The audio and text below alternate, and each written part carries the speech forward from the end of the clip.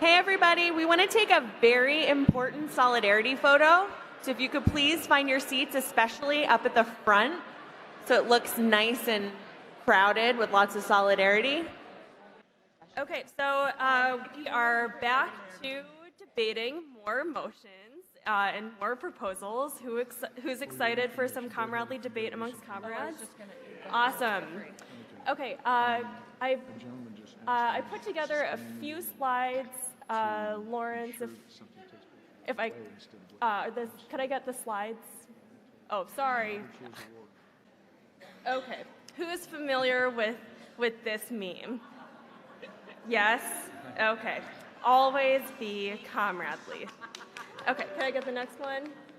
Okay, so we all agreed to show our comrades respect, and what that means is that we're using ASL applause, that we're not booing or hissing, and that we're not waving signs so that people can stay focused and don't have lots of distractions.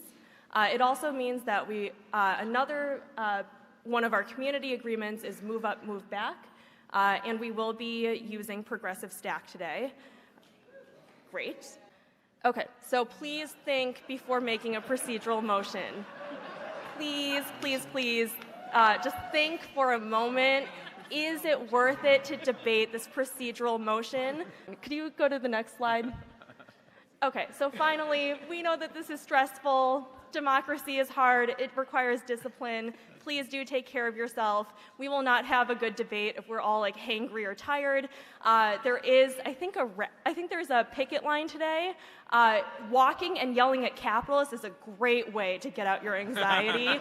So if you do want to go to that, I would highly encourage you to hand over your voting card to someone who you trust. Is there someone who'd like to motivate that? Hello, hi. Aram Falsafi, Seattle DSA, he, him. I'm one of the co-authors of this, and so I'll jump right into it. Basically, Bernie always says, not me, us. So let's show him that the we, the us, demands an anti-empire, anti-war foreign policy, an area where he's been better than everybody else, but could use some improvement, definitely. So imagine an online petition under the DSA logo, which is endorsed by your local anti-war group, your local Palestine Solidarity group, your local Central America human rights group, and collecting hopefully a few 100,000 signatures, right? And this from DSA and non-DSA members. Hi, I'm Trey from Memphis Mid-South DSA. They, them pronouns, please. Oh, I'm sorry. So I rise today to speak in favor of this resolution to strike a blow against the chauvinism that invades our politics. We cannot continue to criticize and engage in imperialism against these countries. We need to respect the sovereignty of Cuba. We need to stand in solidarity with Palestine. We need to recognize that these countries are the people in these countries matter just as much as we do, and we need to free them from Western imperialism. The United States has always been an agent of propping up right-wing dictatorships and engaging in violence against these communities, and it's time to call on a major presidential candidate to take an anti-imperialist stance. Thank you. Tom from Milwaukee DSA, he or they pronouns. I'm sorry, if there is no, well, it looks like there may be further debate, but. Point of order. Yep. I move to consider this resolution by paragraph, so that we vote on each bullet point individually, because of. Okay, hold on. Excuse me. Sorry. Because of the comrade's objection to the ICC, it would be to the language including the ICC. Okay. After consulting with the parliamentarian, the request to divide the question into paragraphs is not in order. To motivate. Wait, point of order. I just want to point out that last debate did not use progressive stack. Okay. Thank you for that. We will try better, more next. Okay. Quick point of privilege.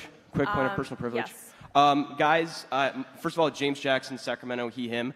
I just want to say, can we please keep the chatter to a minimum? I'm one of the people who's very, very prone to sensory overload. There's a lot of whispering and chatter going on. It's making it very difficult for me to focus. Please, can we just, I know we're all fresh and ready to go, but can we please just keep the chatter to a minimum? It's affecting my ability to focus. Thank you. Thank you, comrade. Okay, is there a speaker against name, chapter, pronouns? Point of personal privilege. Yes. Please do not use gendered language to address everyone. Okay. All right, thanks for whoever started clapping and then switched over to ASL applause. Thank you. Let's try to use this as much as possible. Yes, there is. I'm Daniel Ray. I'm from Piedmont, NC. My pronouns are he, him. I'd just like to speak out in opposition of this resolution because I believe that committing so many resources to electoral politics in the time frame that we have, which is about a decade, considering fascist uprisings and climate change, and with the amount of chances that we have for an electoral victory, which is basically Bernie Sanders, it would be actively dangerous to start to commit further than that, in my opinion. I am white, but I am a second-generation immigrant. My mom is a Muslim. She's from Azerbaijan. My grandmother is from Kazakhstan. We were on the chopping block from the Nazis when they invaded the Soviet Union, and we are on the chopping block now. And the time frame that we have available, it is not conducive of being able to continue the electoral struggle this long, that it would require to build a national party, whether it's inside the Democratic Party or not. Point of information. Yes, on point. This is Chance, he, him, at-large Texas. The previous speaker mentioned building an independent party or building an immediate independent party. Is that what this resolution calls for? No. Thank you. I can't answer that, but perhaps someone can who's going to speak at some point. Great, thank you. So I do want to note that the past 3 speakers have been men on different resolutions, so let's keep that in mind. Motion to suspend the rules for an amendment that would make a difference for my campaign seeking endorsement. About Point of privilege. Hold on. About Resolution 48, candidate litmus test resolution. If folks could wait until I am done saying a word, that would be awesome, please. So, what is your point of order? Privilege. So since we did just take a vote, I would just like to again ask the people who are standing to maybe kneel or sit. Yep. So, thank you. I would like to note that the past 3 people have been men. So, negotiate amongst yourselves. Is there a speaker against? Can I make a point of privilege, please? Point of inquiry, sorry. I heard the point of privilege before the point of inquiry, so we're going to go first here and then there. Okay. I just want to say to Madam Chair that 2 comrades, both a person of color and a woman, was talking, and people were having discussion while they were talking. It's completely disrespectful, and a lot of our folks with disabilities have asked multiple times the last 2 days, for folks to contain their conversations to ensure that folks are able to accurately get the information from our other comrades to make democracy work here. So please, please, please, please, keep our voices silent so that our comrades can talk and our comrades can understand what we are trying to push forth in this convention. Great, thank you. Hello again, everyone, for, I don't know, the 3rd or 4th time. I am still Rachel. I am still she, they. I am still from here. I want to speak as an organizer in the South, where it is very different. We are up against people who are so gerrymandered, who are so disenfranchised that it takes Herculean efforts to win a single election, let alone win the many elections we need to even have a chance of solving our problems here. And when I see that number 1, are you a democratic socialist? What I see is forcing our candidates into a death sentence because we have people who don't understand what socialism is here yet. Now, I understand if you're in Portland, if you're in New York, if you are in a solidly blue area, yes, absolutely demand that they call themselves a democratic socialist. But if you are in the South, you owe us better than that. Do not do this to us. Thank you. Is there a speaker against the point amendment? of personal privilege? Yes. While I appreciate there are a lot of comrades wanting to speak on this, I am very concerned about like the number of people crowding the aisles, both from safety and also from the visibility of some of the comrades who are sitting close to there. If I could ask, after taking progressive stack into consideration, for anybody more than like 5 or 6 people in to please take a seat. Okay. And again, we're going to try and watch for progressive stack so that we can get a mix of folks, including more women, to speak. So take you over here, but keep that in mind. Hi, my name is Adam Leeds, New York City, he, him. So I'm a professor of Soviet history. I wake up in the morning into a pile of books. I read Marx for a living and teach it. You might expect that I have some opinions about socialism and about political education. And I do, and yet I'm speaking against this resolution. There's about 1,100 other socialists in this room. I imagine some of you might have opinions about socialism. Hi, Erin She, they, New York City. Just to kind of respond to the comrade who just spoke, it seems to me that that assumes that the implementation of this would be poorly implemented, that whoever would do it for nefarious reasons. And I'm speaking for this amendment because the vast majority of us in this room were raised under capitalism and conditioned under that, and we need to unlearn that. And I'm still unlearning things. The first time someone said to me, abolish private property, I said, you're an idiot. And I was already a DSA member, and then I thought about it, and then I read about it, and then I read Marx, and I thought about it some more, and I was like, yes, we need to abolish private property. But raising class consciousness is a process. It involves organizing, but it also involves education, and it has to be intentional education because we do need to unlearn capitalism. And then I also want to, I wish I had made an amendment, but I just also want to implore that political education also includes reading authors of color, reading Black people, reading women, and not having a night school that is if you have a night school that's a year long, you shouldn't have one day dedicated to feminism. You should have every day dedicated to feminism. And you shouldn't have one day dedicated to the civil rights movement and Black people. Every day should be dedicated to that because that's what it means to create a multi-tendency, multiracial feminist organization. So I really encourage you all to vote for this resolution so that we can build a class-conscious movement for socialism. Thank you. Speaker against? Can I make a motion to suspend the rules and add that amendment to this resolution? The chair didn't hear an amendment, just a speaker in favor. I'll make an amendment. Okay, so do we want to suspend the rules? For that particular amendment this that the comrade particular amendment? Or if the authors want to take it as friendly, I don't know if that's allowed. Point of information. Point of information. We're in the middle of a vote, so hold that thought. It was tough getting over here. The motion is to suspend the rules. Please don't call out. That's not helpful. The motion is to suspend the rules to allow for an amendment based on the previous speaker's comments. And what would the amendment language be? The amendment language is not at debate right now. What is on the floor is the motion to suspend the rules. Suspend the rules requires 2/3. It's not debatable, even though we seem to be having debate. Hello, Jen, she, her, New York City. So I'm incredibly disappointed that the amendment failed because I agree that we desperately need to facilitate the political development of our members. And so I'm part of the New York City Soc Fem working group. We have one of the best political education programs in the city, I must say. And our approach is all about helping our members develop their own ideas, engaging in discussion, empowering people to create their own syllabuses. Comrade Chair? Yes. Mike, they, them, Pittsburgh. I move the previous question on the main motion. Thank you. The question on the main motion has been moved and seconded.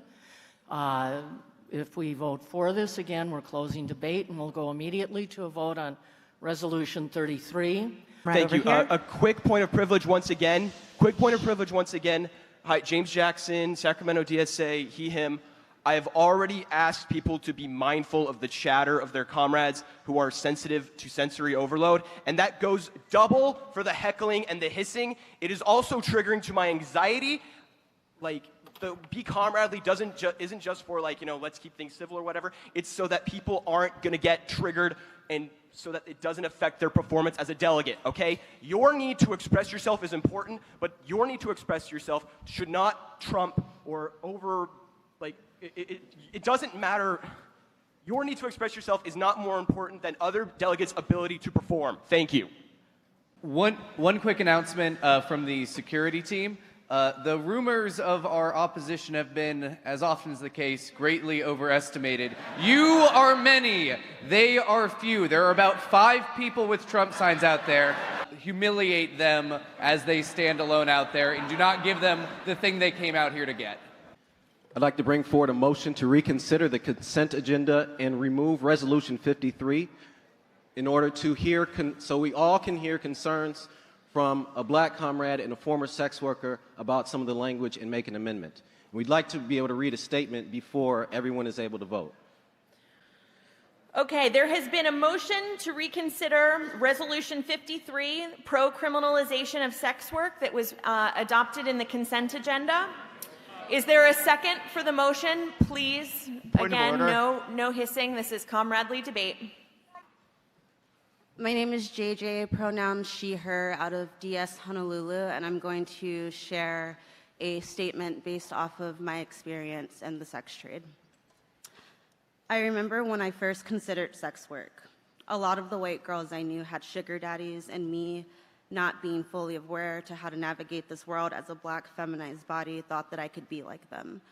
I remember hearing all the dates they went on and the expensive things their daddies bought them. I remember deciding to give it a shot because I was pretty and young and could use the extra cash. I met with an older straight white man, the demographic of sugar daddies in Dallas, through a supposedly secure site with verified members. Super safe, right?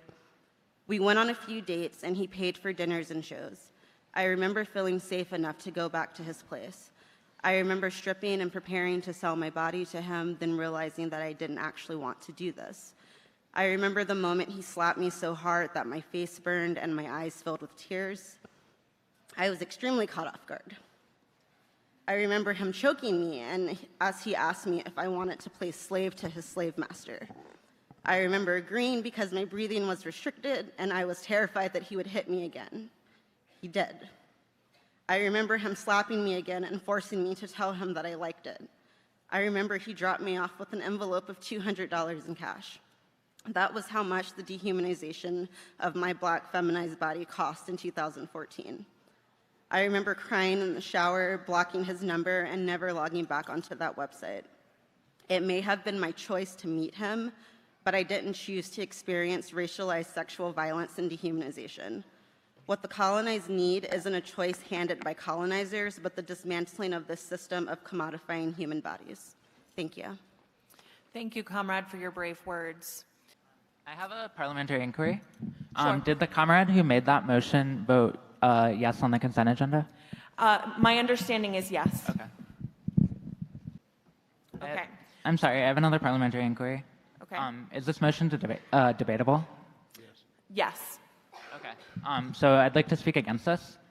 Okay, and so to be clear, you would be speaking against the motion to reconsider. Go ahead. Yep, that's correct. Everything was on the consent agenda because it was overwhelmingly popular. We're crunched for time. All of these motions are overwhelmingly popular, or all the resolutions are, and we shouldn't revisit them. Thanks. Okay. We've now had a speaker for and a speaker against. Is there another point of speaker? information. Hold on, please don't interrupt me. Sorry about that. Is there a point of information? I believe that we voted yesterday to suspend the rules to adopt the consent agenda in full and not allow things to be taken off the consent agenda. Isn't that what we voted on yesterday? Once we suspended the rules only for time certain to make that decision. Afterwards, the rules go back into effect. Marina, the Austin chapter, she, her pronouns. I'm a little bit uncomfortable with the manner in which we're proceeding here because we just had a comrade come and share trauma and violence with us, and I think that I mean, like, that's really triggering for a lot of folks. And talking about procedural shit is kind of fucked up. I feel like we at least owe it to this person and to the complexity of this issue, perhaps, to be willing to take a step back and check the privileges that we have had if we haven't had any intimacy with this industry. I mean, a lot of us voted without any perspective. I mean, I generally want to be in solidarity with sex workers, you know, and so like, I was like, hell yeah, you know, like pro decriminalization. And so if there's another perspective, I think we should at least hear it. I wasn't recognizing that maybe there could be some, you know, some more nuance to it, and I think that we at least owe our comrade that much. And that's all I have to say. Hi, my name is Alexandra Walling. I'm from New York City, DSA. I am a former sex worker. I entered the sex trade at the age of 18 because my minimum wage job was not enough for me to afford rent at the time and get out of my abusive living situation. I've been asked by the Red Canary Collective, a collective of migrant, mostly Asian American sex workers in Flushing, Queens, to read aloud from a statement they have put out calling on this convention to vote in favor of Resolution 53. From Thai and Cambodian garment workers who turned to the sex industry because of the exploitative conditions of garment factories, to the nail salon workers and restaurant workers in Flushing, Queens, who turned to massage parlor work because of the low-paid and bodily extractive labor of nail salons and restaurants. Most people who choose to work in the sex industry are doing so in order to escape more punitive, low-paid work that may have stricter schedules prohibitive to people with disabilities, mothers, and students, and many people who are primary caretakers for their families. Yet these rescue raids, which target the most vulnerable of sex workers, often force them back into garment factories and other low-paid work as a way to rehabilitate workers into serving global capital. No one should be forced to do this work against their will. Any kind of non-consensual sex work is not work, but slavery. We need to distinguish between the two, while also fighting against the real legacy of chattel slavery in the United States, which is mass incarceration. Sex workers are the best partners for fighting trafficking and supporting sex work decriminalization is also part of the broader movement towards prison abolition, which this body voted to endorse in 2017. Uphold Resolution 53. Thank you. Call the question. What? Point of privilege. I do not believe that someone identifying as a man should be the one to call the question, since this is work that primarily affects female identifying, non-men folks. Thank you. Okay. Can I do a point of privilege? Yes, ma'am. Well, I totally respect the courage the comrade had when they spoke about the trauma. I would like to ask people to please use trigger warnings. Thank you. I would ask the same. Hi, my name is Erica. I use they, them pronouns. I'm from Lincoln, Nebraska. My name is Christian Hernandez. I'm an NPC candidate from DSA North Texas.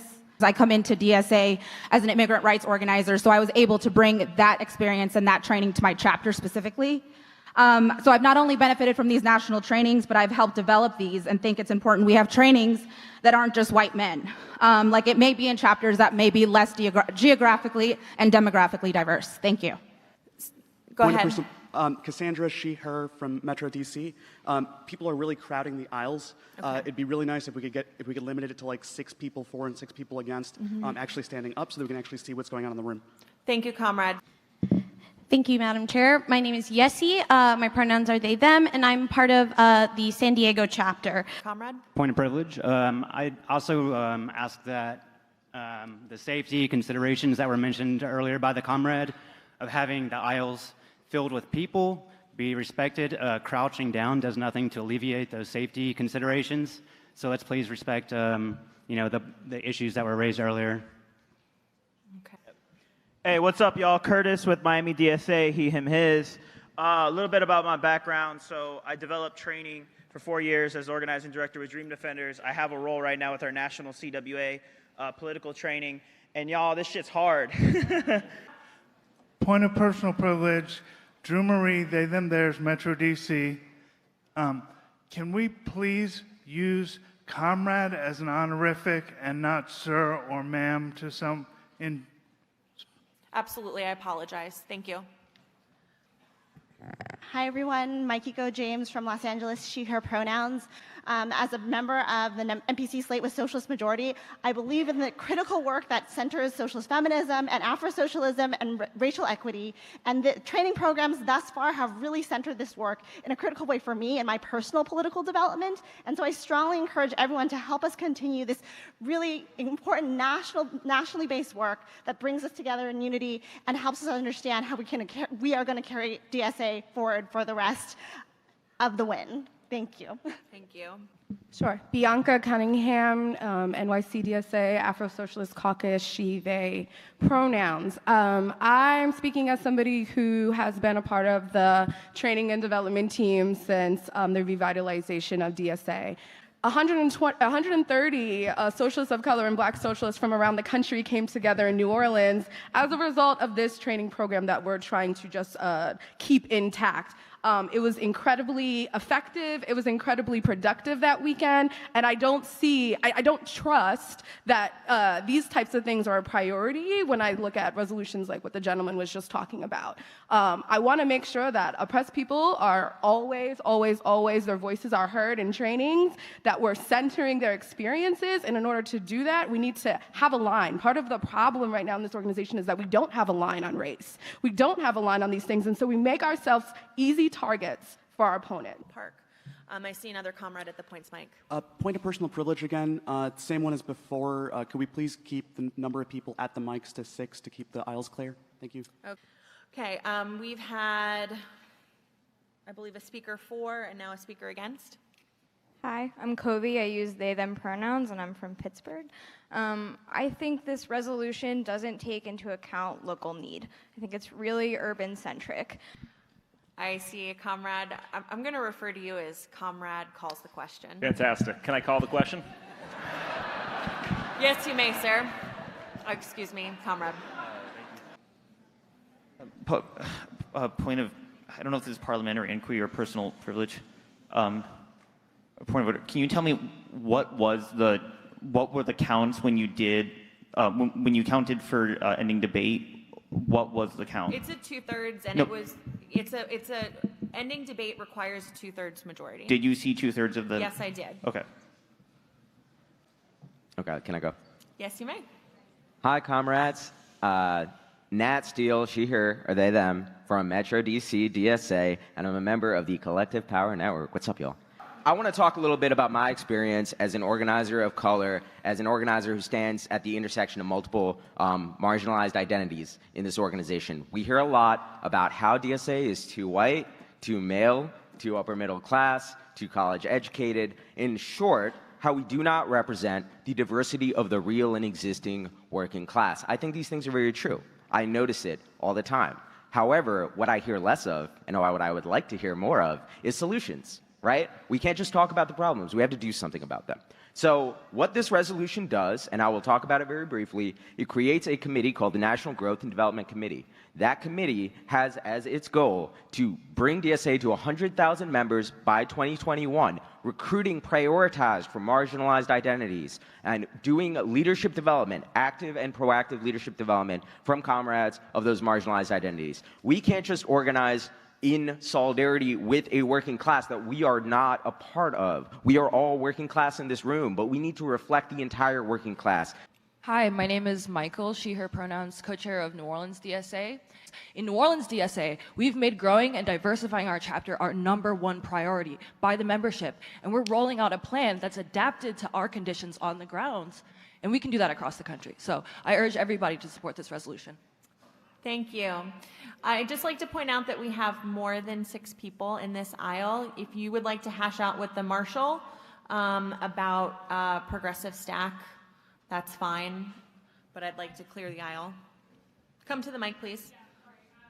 I want to make a point of personal privilege when it comes to removing people from the line, because if we're doing progressive stack, that means seeing everybody who wants to speak and making that decision based on who's in line. When I was in line a few minutes ago, the front of the line was very white heavy, and then there was an attempt to make 2 women of color leave the line because they were after number 6, and that's not what we want to see. If you are from a class or an identity that should be prioritized within Progressive Stack, and you are coming up to the aisle and there are more than 6 people, please come directly to the marshal and they will help you hash it out. Thank you. Speaker against, or they may. I have a point of privilege. Yes. This is Jeff from Grand Rapids DSA, they, them pronouns. My point of privilege is that I do not think that it is right that in the interest of progressive slack, that if you are a minority or any other oppressed population, that you should have to advocate with the marshal, because that puts the weight of self-advocacy on that individual, whereas we should not give them extra work for being an oppressed group, and the marshal should work to identify and Can I ask you a question? Yes. My intent by directing them to the marshal is so that the marshal can rearrange the Yes. line for them, Yes, so I that agree they with that do part. not have to do that themselves and be confrontational in that way, or be disclosing identities to everybody in the line. So the intent is for the marshal to take on that work. Okay, I just ask that the marshal be as proactive about it as possible without needing everyone to approach the marshal. Sure. But not all identities are visible, so that's why. Thanks. Okay, we've had a speaker against, now a speaker for the motion. I wanted to respond directly to that point that was just made. No, I mean, we have a stack, I'm sorry. Hi, this is Katie, she, her, Metro Atlanta. I heard some discussion about what's the concrete kind of strategy? What is this presenting? And I just want to clarify, is this a strategy that is being presented, or is this about a creation of a committee that will create that strategy? So as the chair and as someone who's very familiar with the resolution, I feel comfortable saying that, as far as I understand, this resolution would create the committees and the bodies that would develop strategies. So, all those in favor of adopting Resolution 2, creating the DSA National Growth and Development Committee, please raise your placards. All those opposed? The motion carries. I want to do a point of privilege, speaking as a parent. Can we please let the woman actively holding a baby move a little closer to the front of the line? Yes. Thank you. Bria, Boston, she, her. My comrade from Chicago earlier has addressed how supporting the struggles of care workers is a critical expression of our values as socialists. I, as a mom, want to speak to why we must prioritize Child Watch within our chapters to support parents and help raise the next generation of democratic socialists. Thank you. I see a speaker at the points mic. I would like to, Trey Black, they, them, Memphis DSA. I would like to move that we call the question so that we do not have to force these women and, well, people with children to defend their existence within our organization. We will now move to resolution number 9, establishing a national anti-fascist and direct action working group. Is there a speaker to introduce the resolution? You have the floor. Howdy, y'all. My name's Ava. I use she, her pronouns. I'm a delegate from Heart of the Valley DSA, and I'm one of the co-authors of this proposal. We live in a really critical point in history, one where the legitimacy of the neoliberal capitalist institutions that we've relied on to this point have been called into question. This has brought a lot of people to the socialist left, however, it has done the exact same thing for the fascist right. This should scare us shitless. The increased presence of these ideologies poses a very real material threat to people of color, immigrants, queer people, and marginalized folks from all different walks of life. As the largest socialist organization in this country, DSA has done a woeful job in fighting against the fascist creep and fighting for these marginalized people. This is especially disappointing considering the degree of fascist violence that has been directed at DSA members. Chapters have had their meetings disrupted, their members doxxed and physically assaulted. My own chapter has had numerous fascists come to our events, make death threats to us online. It is something that is terrifying, and we should be fighting against it. Especially coming as a rural organizer from somewhere that there is not anti-fascist infrastructure. It is so so important that we do this work. It is so important that we have the tools to fight against fascism and its intrusion into our daily lives. Thank you so much. Is there a speaker against? Hi, everyone. My name's Emma Cattern, she, her. I'm from New York City, DSA. I'm transgender. I grew up in a small town in Virginia called Poquoson. It's about like 10,000 people. There's an active KKK chapter in the hometown when I was growing up. They did marches regularly. And I'm a survivor of fascist violence, so I take this very seriously. With that in mind, I think that there's a number of security concerns that come into creating a formal working group in regards to anti-fascist violence, and it could lead to the targeting of people like me, people of color in the organization. Is there a speaker for? Hello. Source, she, her, DSA North Bay. Far-right violence is undeniable, and I apologize if I get a bit emotional. We just saw just this week in California at the Gilroy Garlic Festival. Marginalized people experience the brunt of violence that seeks to undo their very existence. Anti-fascist tactics have been proven to disrupt and stop fascism. It is our responsibility as a socialist organization to fight to keep systemically oppressed people safe. DSA is a majority white organization that historically has not been hugely active in anti-fascist work. That's changing, but our members and our chapters need more help. We've been assaulted, we've been doxxed, we've been threatened because of our work, and marginalized members are especially at risk of that. So we need to be able to coordinate, to share best practices, and develop resources and trainings to empower comrades to put their feet in the streets and share with each other. We cannot stand idly by. We need to be involved in the fight. We need to support each other. It is our duty as socialists. Thank you. Point of inquiry. Sure. Alec Eskelson, he, him, Kansas City DSA. Our delegation has a question for the authors of the resolution. We would like to know, if someone could speak to it, how the resolution could protect the identities of the people who would be on the working group that's proposed to be built. So I refer that question to the author who motivated, if they'd like to take it up. So we are obviously, we have not made this working group. We are still in the process of working on it.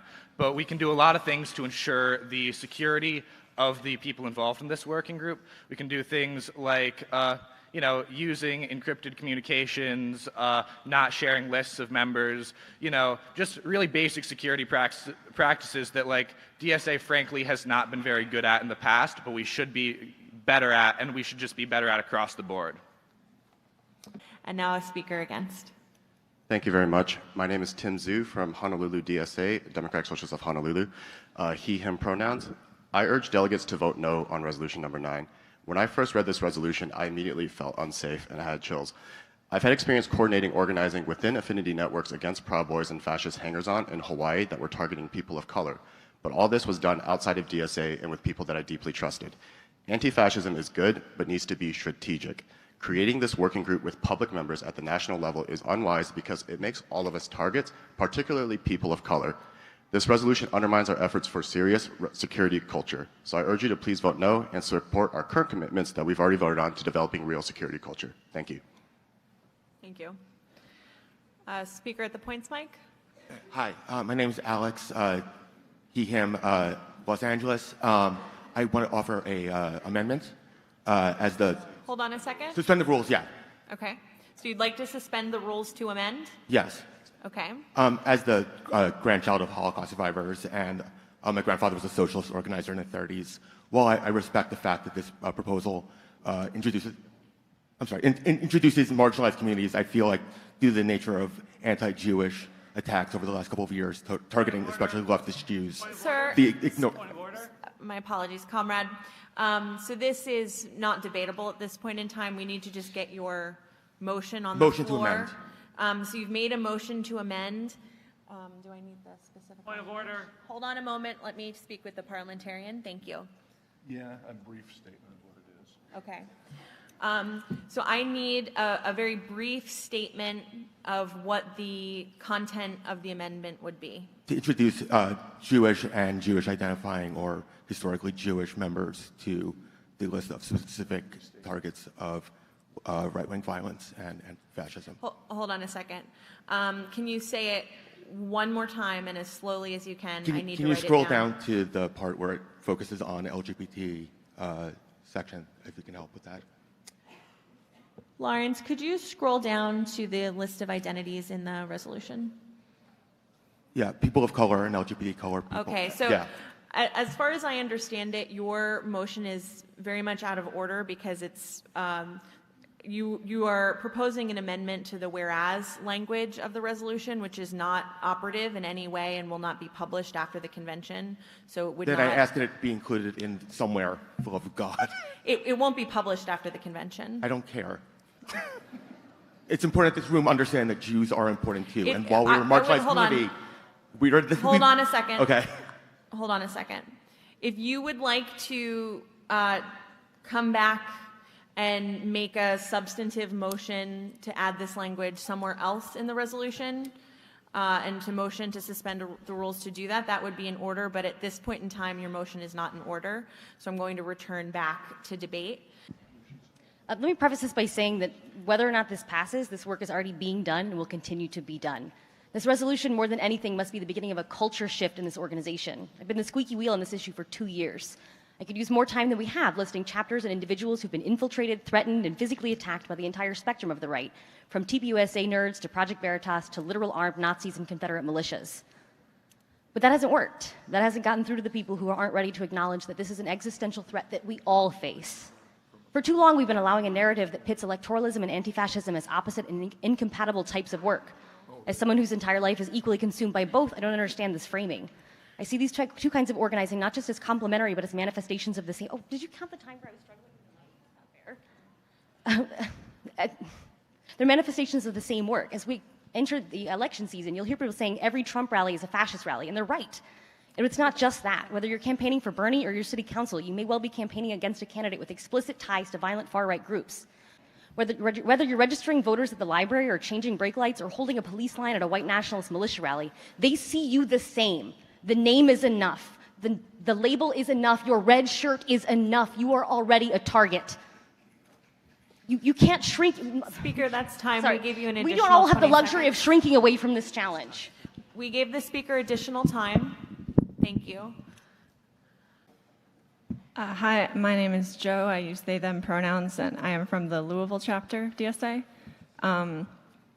I wish to give a brief trigger warning before I start. I'm going to mention some fascist violence that happened in my city. So, Louisville DSA, as some of you may know, was attacked by Proud Boys at one of our events. They pepper sprayed us. And I also want to specify that in light of that, like I'm a trans person, I'm a non-binary person, I'm someone who's very much at risk of fascist violence. I am a staunch anti-fascist, and I am not here to speak against anti-fascism, but what I'm here to speak against is this specific resolution, because I believe it endangers DSA as a whole. I believe that making a national anti-fascist working group within DSA, putting the words anti-fascist in it, at a time when the President of the United States is trying to label anti-fascists as terrorists, would put a gigantic target on all of us in the organization, not just those of us, not just those in the working group. Speaker 4. Hello, my name is Austin Gonzalez. I'm an NPC candidate from Richmond, Virginia, DSA. I just wanted to fill you all in on a little bit of the background that the members of the delegation debated on when we were discussing this resolution, since anti-fascist work is really important to us. The conclusion that we reached is that when members of Congress threaten to label Antifa a domestic terrorist organization, now is not the time to hide from that label. A failure to understand the importance of anti-fascist organizing is the type of attitude that has gotten DSA laughed out of leftist organizing circles in places like Virginia and elsewhere. I have seen too many good comrades leave this organization because of the culture in this organization regarding anti-fascist work. If people think hiding from that phrase will protect us from the far right or will protect us from Congress, you are wrong. They will continue to come after us regardless of the outcome of this vote. We isolate the other comrades doing this work when we hide from this because this threat is real. We cannot be alienating comrades who organize in challenging territory. And we need to think about a lot of the folks talking about this resolution. Comrades in the Pacific Northwest, comrades in Virginia, we deal with this issue. We need to trust our organizers on the ground that are facing the far right on a daily basis. Thank you. Speaker against? Brandon Ray Ramirez, he, him, DSA Los Angeles. I am in the Immigration and Justice Committee. We have members of our group who are undocumented. We have many of our members who are from a community that is frequently targeted, and we do not want this to be an unsafe space. We actively try and make sure that this is a safe space. We actively are recruiting members who are Black and Latino. We want to make sure that our group is as diverse as possible, and when we try and engage in this work, that is going to harm that. So I say we have got to vote against this resolution. It will make our work on the ground more unsafe and is not the right direction for DSA. Hi, my name is Matt Rubin. My pronouns are he, him. I'm from Pittsburgh, DSA.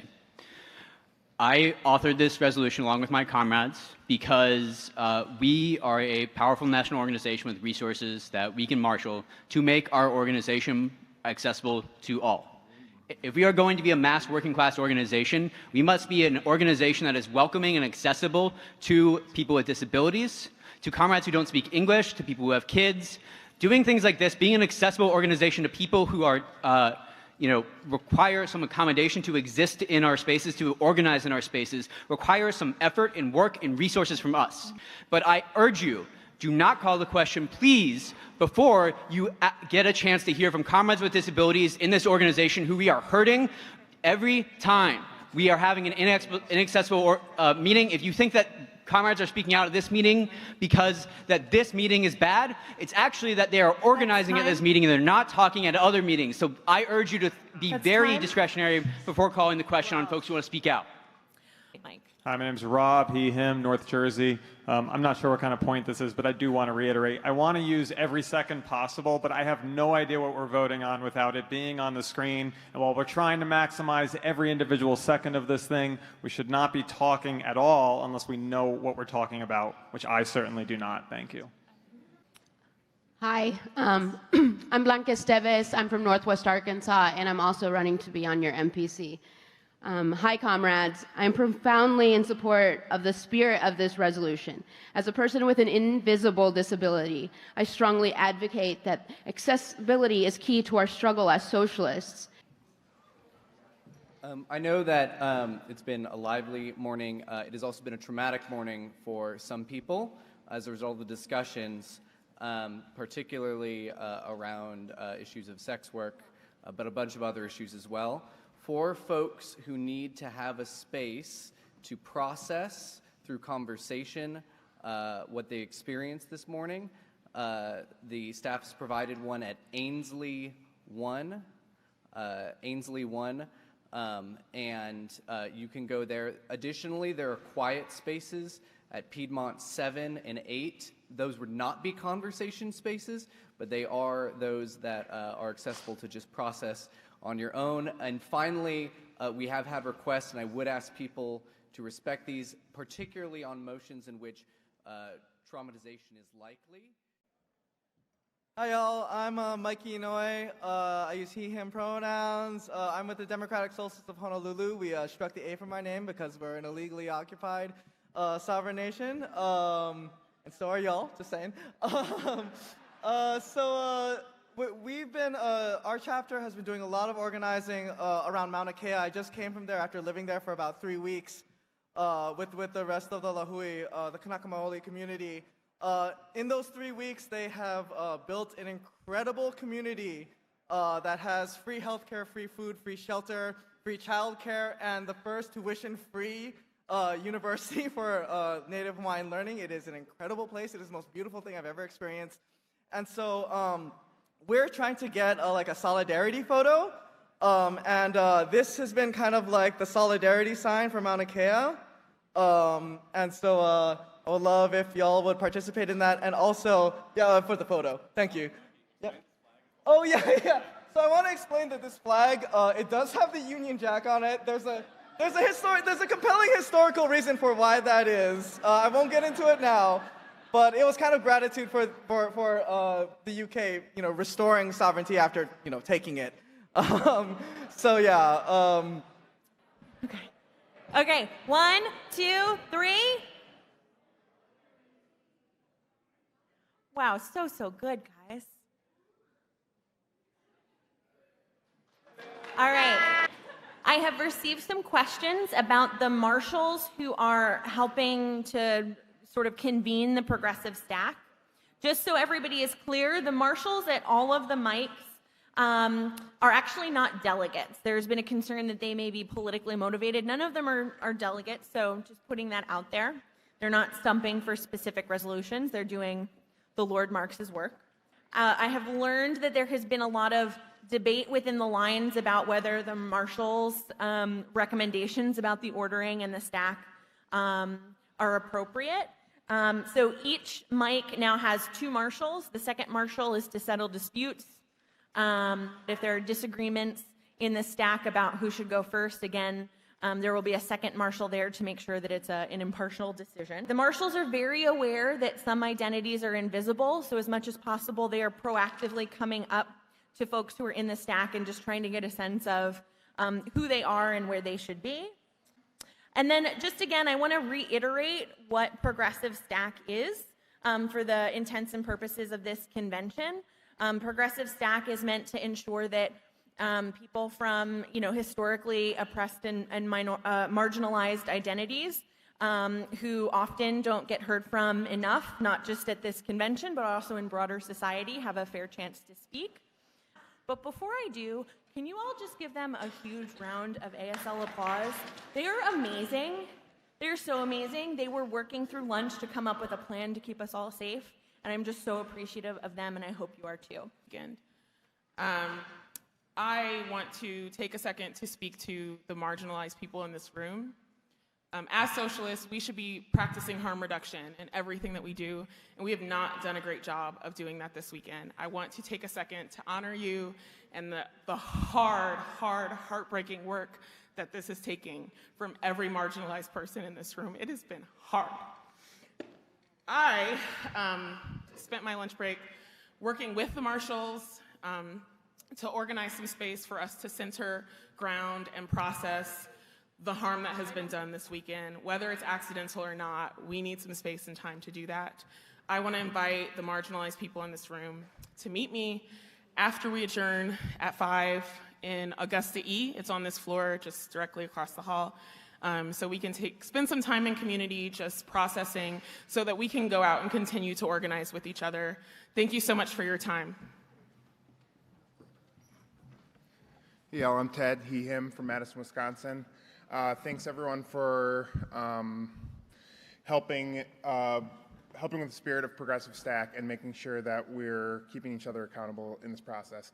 Point of information or clarity, are there marginalized marshals, or are they all, I guess I want to know how many marginalized folks are represented by a marshal? I don't know that I'm necessarily comfortable answering that question, especially since many identities are invisible. Right, I understand. My main concern is not being represented and having. Okay, the online vote, the results of the ballot vote on resolution number 9, establishing a national anti-fascist and direct action working group, that passed. It was very close, 521 in the affirmative to 493. To all. Point of personal privilege. Yes. My name is Jason, and I'm one of the authors of the resolution. And I request that the resolution be read again and that debate start over. Okay. So just to clarify this point and why this is happening is because this was announced and it was announced that we were going to lunch and a lot of disabled folks left the room, including one of the authors who's not even present for the debate. That is why this is being requested. So happy to do this again, I guess. My name is Matt Rubin. I'm from Pittsburgh, DSA. My pronouns are he, him. We put together resolution to support the locals and make DSA accessible to all because if we're going to be a working class organization, we must be an organization which is actually accessible to the working class. The working class is disabled. The working class doesn't all speak English. The working class has kids. The working class makes up a lot of folks who might need some accommodation, some resources, some work from able-bodied comrades, from folks who might not need work to be present in spaces. We got to do some work to make this space accessible to folks. But we can figure this out. We can empower disabled comrades with an accessibility task force to make recommendations, to have 5% of the budget at their discretion. And if you think that's expensive, I want to be clear that do you think at least 5% of our members are disabled? Do you think at least 5% of our members will be disabled if we make this organization accessible? Hi, my name is Kate Wagner, and I am a delegate from Baltimore DSA. My pronouns are she, her. Please forgive my shaking. I came before you, the chair, today as a person on the autism spectrum, and I would like to take issue first with comrades speaking on my behalf as if all people with disabilities, both visible and invisible, have easily definable and checklistable needs. As someone who is involved also in the architectural profession, I first want to challenge the resolution's use of ADA compliance as a standard. Those of us with disabilities in architecture have long held issues with ADA as a standard that restricts the concept of accessibility to mostly, if not exclusively, include mobility issues only. ADA does nothing to help people with disabilities like mine. Accessibility is not a checklist that can be easily standardized across chapters. It is specific to the needs of the individual, and accommodating those needs requires trust, acceptance, and good faith in our comrades to help us be the best DSAers we can be.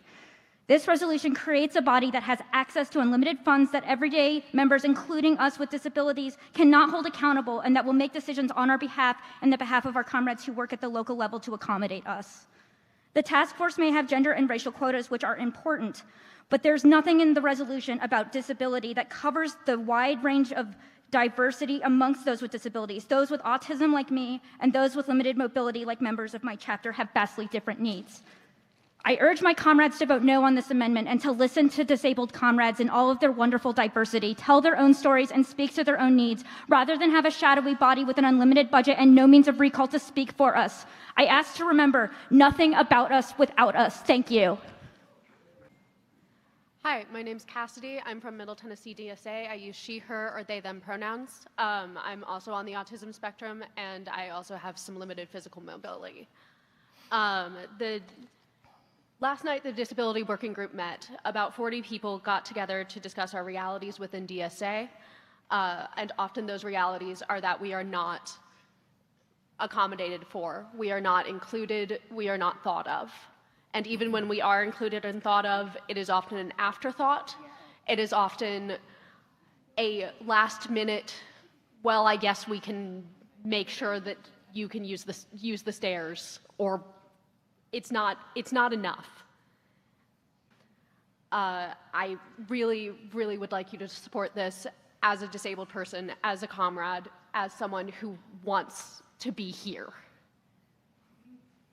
Okay, well, I'm going to use this convention as a prism with which to look at this. There have been a lot of things that have been done in the name of accessibility, but I don't know what's been accomplished. I came into this convention and I was asked to do a few things to help, and what should have been a quick 30 to 45-minute run-through turned out to be a 2-hour run-through. I checked elevators. Some of the elevators weren't working. People were put on upper floors, and floors, up there, they're being disenfranchised while they're being told it's a quiet room. They're being told it's a sensory room. They're nursing children.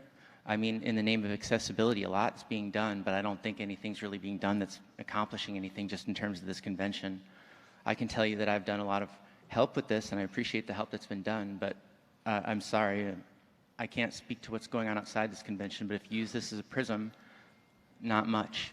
Sorry. Point of information. We have a point of information in the back. Adam, he, his, Columbus. So this resolution includes a link in the text. This resolution includes a link in the text. Should we assume we are voting to adopt all of the language at that link in addition to the text of the resolution itself? What's on the floor is the resolution itself that's linked here. I would say that yes.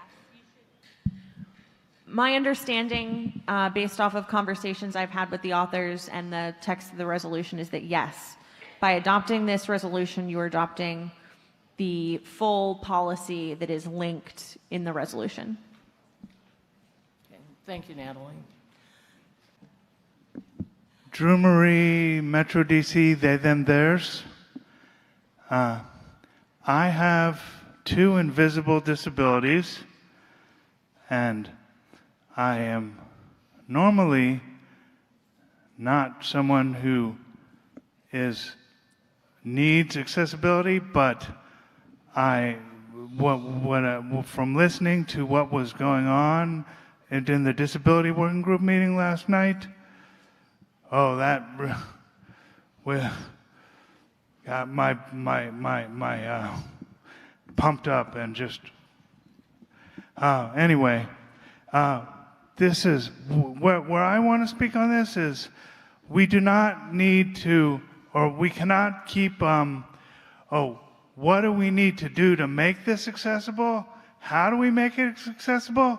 No, it's bake it in from the get-go. Get it on the ground floor. This is make it accessible from the ground floor, not we've got this going on. What do we do to make it more accessible? Thank you. Do we have a speaker against? May I make a point of inquiry? Yes.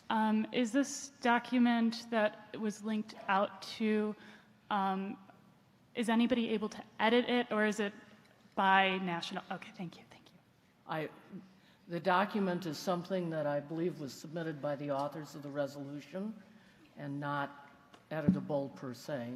Is that? No, I think that it would be in order to treat this, for example, if somebody wanted to edit the policy document that's linked, the same rules for floor amendments would stand. We did not receive any amendments for debate during the in-order amendments period in advance of the convention. Thank you. Speaker against. Brendan Davison, he, him, Kansas City. Comrades, like many of the other speakers, I too suffer from invisible disabilities. I suffer both from autism spectrum disorder and ADHD, and it is incredibly nerve-wracking for me to come up here and admit that. I'm thankful that we are at least able to have this conversation, but I rise in negation to this resolution because it simply does not address the question. Throwing money at this problem will not make DSA accessible. The answer lies in having real conversations about how we make it inviting, how we make it open and safe for people like me who have ADHD, who have autism, who have other invisible disabilities as well as physical disabilities to discuss their problems and understand how we achieve disability liberation. Hello, Charlotte, she, her from Nassau DSA, Nassau County, Long Island. I am on the autistic spectrum. I have depression and anxiety, and a lot of points are being made against is that it's a waste of money. Someone's actually crying because they feel that someone is actually crying to me because they feel that the against them is a waste, and it's not. And the money is not the whole issue. It's not the whole solution. And we're not trying to shame you into voting for it. It's just asking you as comrades just to open for all of us. That's all. And it's really not a big deal. So it's really easy just to vote for it, in my opinion. I yield my time. So we're back to Point of the information. resolution. Yes? Who's? Sorry, I was actually in line for point of Okay. information. Go ahead. Based on, I'm sort of confused by the comments earlier around the link that was provided in the compendium. From my understanding, if it's just a link that redirects to a Google Doc, that could be edited after the deadline. I'm not certain if this was the actual text of the resolution or if this was submitted or edited in a Google Doc post-deadline. I'd like to ask the Resolutions Committee, did you receive this plan or this text submitted, or did you receive just a link? So I'm going to make a couple of explanations. We had a rule, or shall I say, we had a guideline for our resolutions that they should not exceed about 1 page. This is a guideline to try and make it easier to debate resolutions on the floor, because then you can project them in full and people actually understand what they are voting on. The authors felt that this resolution needed a longer policy document that was not possible to get condensed within 1 page. So as it stands, what this resolution says is that the convention, if passing this, would adopt the longer policy document. So speaker 4. Point of privilege. A question of privilege. Yes. I just want to remind people to watch their tone of voice while discussing this very heated topic. I noticed that some of the individuals from the disability working group were looking incredibly stressed out and possibly on the verge of tears. And I know that people feel very strongly about this, but keep in mind, focus on the content of what you're saying and watch the tone that you say it with. Hello, my name is Nathan Ailey's. I use he, him pronouns. I have glaucoma and Asperger's syndrome, but I'm very high functioning. And also, what's the other one? I guess anxiety and depression. And it's very difficult to be in DSA. And DSA should support our oppressed people, and seeing as our people with disabilities are some of the most oppressed people in the entire world, we should fight for people with disabilities and our comrades with disabilities and our oppressed people. So you should support this amendment to make it easier for us to fight for DSA and medical for all and all these things and abolish capitalism. Thank you. Okay, there was an amendment before. I'm not trying to make everybody mad here. The amendment, the motion to suspend. I haven't the even rules finished failed. talking. That's okay. That's just another example of what I'm talking about here, but that's all right.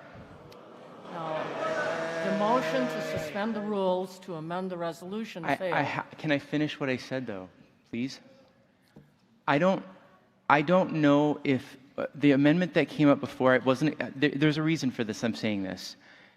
So the amendment that wasn't on the screen, I don't know his amendment. I have somebody coming. Yeah, I'm sorry, but there was a motion to suspend the rules to allow for an amendment. That motion failed, so there's no amendment on the floor. What's on the floor is the call for the question on Resolution 83. Okay. The resolution is as it's written. I understand. Okay. So I will yield, and I apologize to the body. Thank you. Can you? Point of personal privilege. Point of personal privilege. Sure, on point.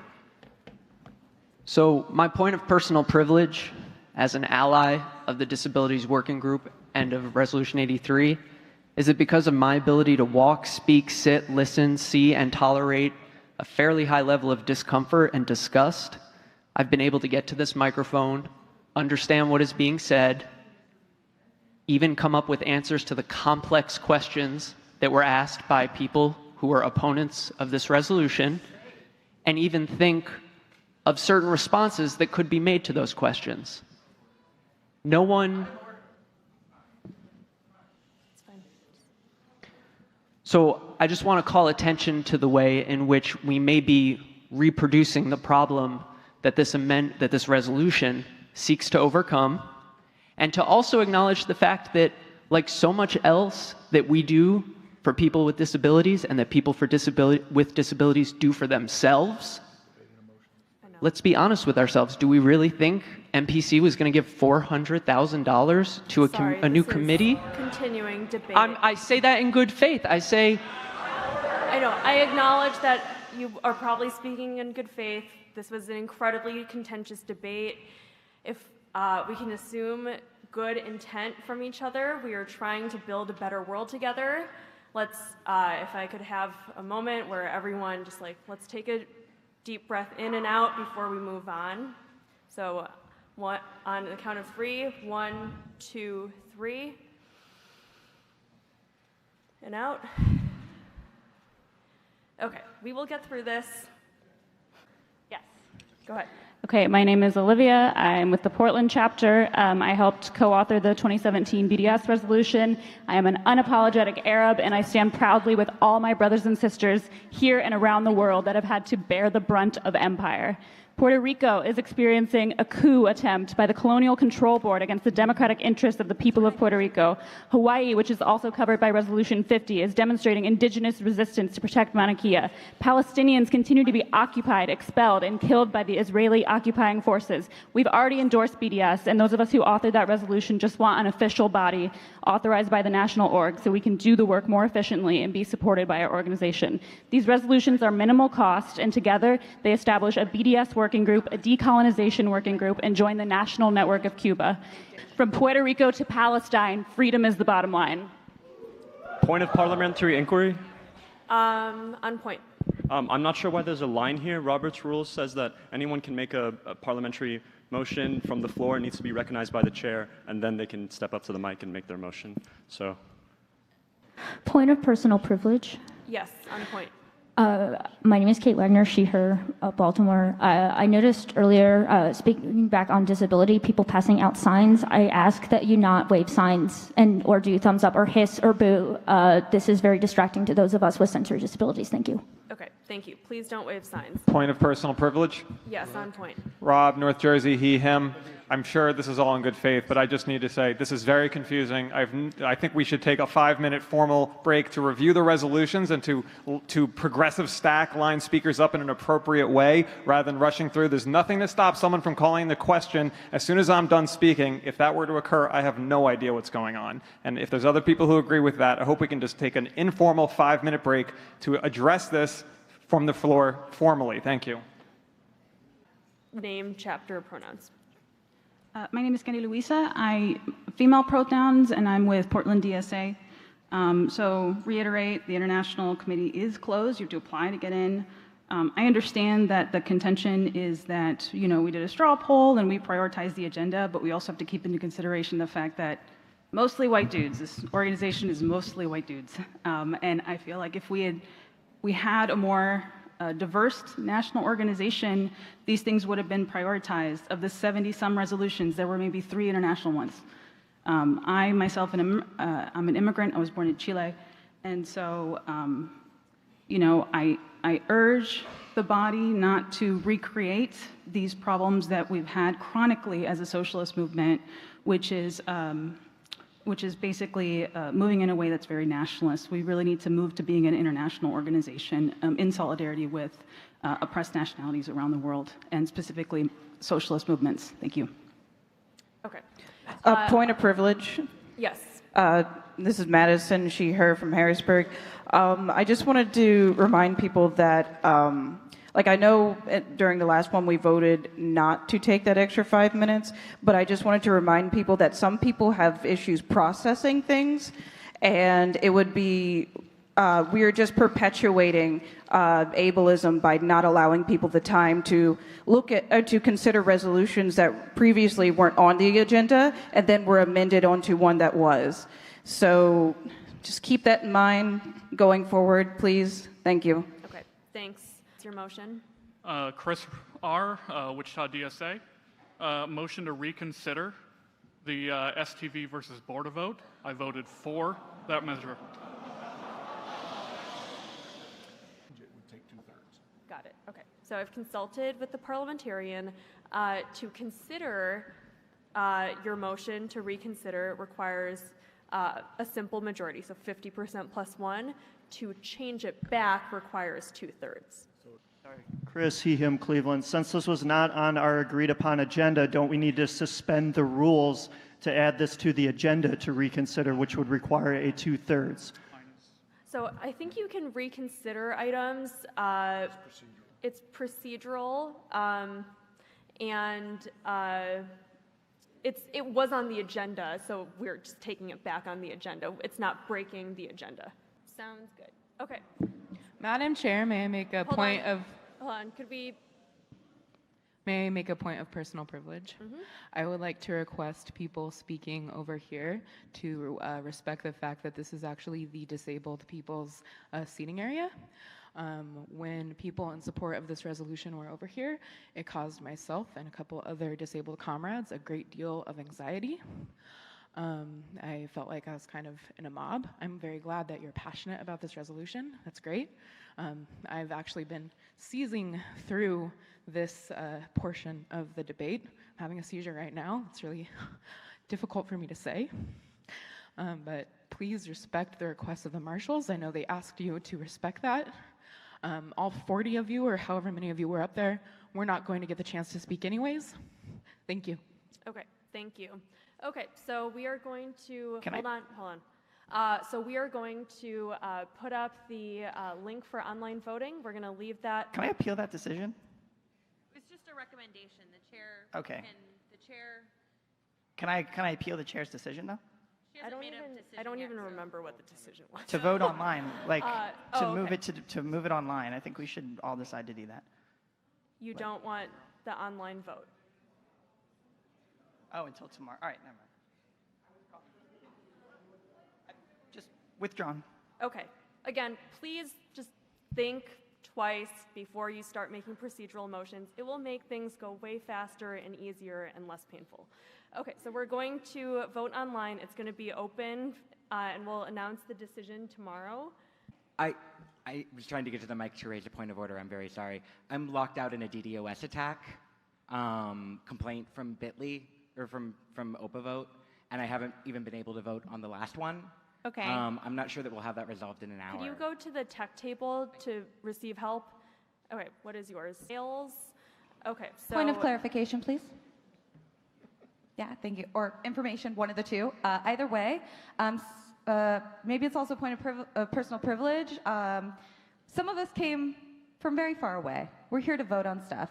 So what are we going to do about all of the rest of the stuff that we have to vote on? Because some of us have planes to catch tomorrow, and we can't just reschedule that, and some of us don't have money to, add on to that. So what are we proposing to do? Yes. Point of personal privilege. Some of us have certain disabilities that do not allow us to stay in here for hours on end debating these resolutions. We need some sort of a break. We need to call it a day because some of us need time to recharge. We cannot go on like this forever. I am one of them. This is what we were talking about earlier with the lack of accessibility in DSA. We need to take these into consideration, people.